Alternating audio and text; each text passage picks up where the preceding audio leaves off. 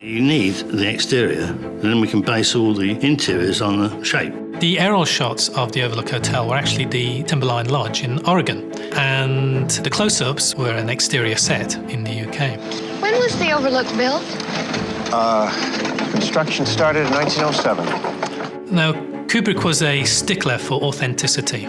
So he sends people out to photograph hotel rooms all over America. And he gets these thousands and thousands of photos, and he says, right, I'll have that room, I'll have that room. And that's how the Overlook Hotel got its rooms and got the different looks for each of the rooms.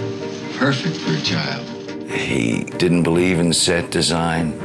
He always said, why should I be so egomaniacal to think that of all the rooms that have already been made by all the great architects in the world, why would I suddenly come up with a new and better room? I'll just find either the piece of music that's been written over the last 150 years, or the room or the shirt or whatever it is. He just believed in getting the best of it and innovating within that. The Overlook Hotel itself isn't, doesn't look like the house in the Amityville Horror. It isn't like a frightening house to look at. It doesn't look like the Bates Motel. It's a pretty lodge, but for a sustained chill, it's truly horrifying.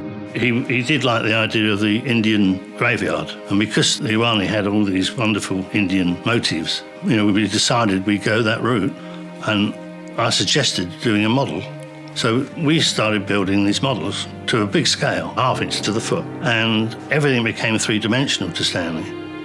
Because we had these models, he worked out a formula where by using certain lighting, like if you used a 2K, that would transfer into so many candles. So he could work out exactly how much lighting he would require for those huge windows. This place is fantastic, isn't it, hon? Sure is. Each window outside had, in the one case, 700,000 watts of lights just ranked up and down on scaffolds that he built. And the other one, 1,000,000 watts of light, so that the lights can be out here, come through the windows, creating this great whiteout. And it's that kind of light that happens in the high latitudes in winter. This cold light that just fills every part of a space and doesn't fall off, And when they crank those lights on, if you have the freedom to move in every direction, to look around, to follow somebody, to wheel around with them, as you do in life, in real life. Kubrick at this point was getting very preoccupied with moving camera as well. The Steadicam had just come in, and he was able to get Garrett Brown, the inventor of the Steadicam, to come and work on the film.